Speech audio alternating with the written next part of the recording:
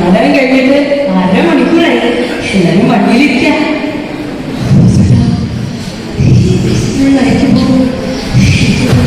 വല്ലാത്ത ആണേ ഈ ദേഷ്യം അടിച്ചു വെച്ച് പച്ചയായ ചീറ്റത്തിനേക്കാൾ പേടി എനിക്ക്. എന്താണ് നടക്കില്ല പേടി.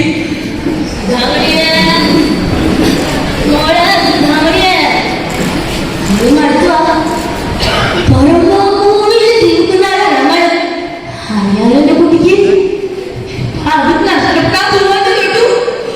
നിങ്ങളുടെ നേതൃത്വത്തിൽ ആളുകളൊക്കെ സമരത്തിലാണ് കേട്ടു.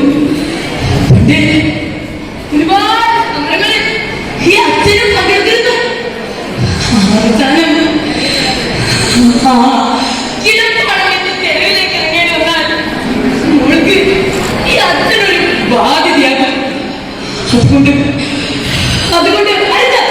ഇങ്ങനെയൊന്നും പറയരുത്. ഇങ്ങനെയൊന്നും പറയരുത്.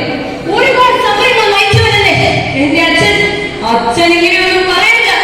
സമൂഹത്തോടെ ഏറ്റെടുക്കും. സ്വന്തം മണ്ണിൽ ജീവിക്കാനുള്ള അവകാശത്തിന് വേണ്ടി നമ്മുടെ പദ്ധതികൾ തകർത്തത്. ആ കോളനിയിലെ വിവരം കണ്ട മനുഷ്യർക്ക് നേതൃത്വം കൊടുക്കുന്നത് അരങ്ങിലാണെന്ന വേഷം അതേ തീവ്രതയോട് സമൂഹത്തിൽ വിചാരം. ഇത്തരം സുധാമ ആരംഭിക്കുമ്പോ പഴയ ബ്രിട്ടീഷ് പട്ടാള മേധാവിത്വങ്ങൾ ആ കോളനിയിൽ പുനർജനിക്കണം.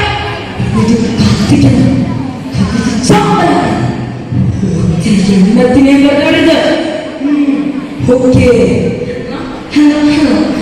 നാട്ടത് ആരാണ് ഝാൻസിറാണി. പിന്തുണച്ച അവകാശ നിയമപ്രകാരം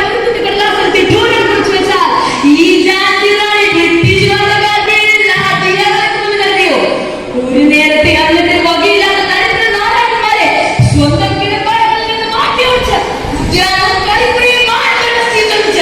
ബ്രിട്ടീഷുകാർക്ക് ആഘോഷിക്കാനല്ല എന്റെ അവകാശത്തിന് മണ്ണ്.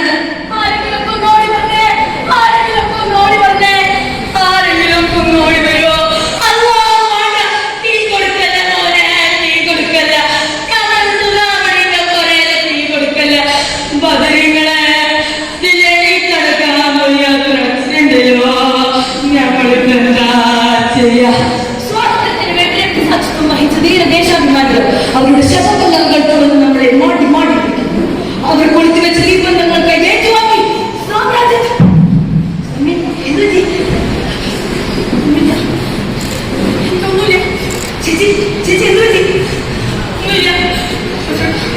എനിക്ക് വീട്ടിൽ പോണം. ഞാൻ പറഞ്ഞില്ലേ വീട്ടിലുണ്ടോ എനിക്ക് വീട്ടിൽ പോണം. ഞാൻ ഈ ദേശത്തിലാണോ നീ പോകുന്നത്? ദേഷ്യം കഴിച്ചത്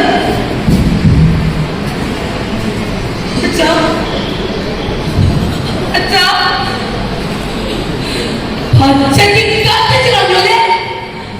എന്തിനാ ഇങ്ങനൊരു ക്രൂരത എന്നോട് ചെയ്തത്?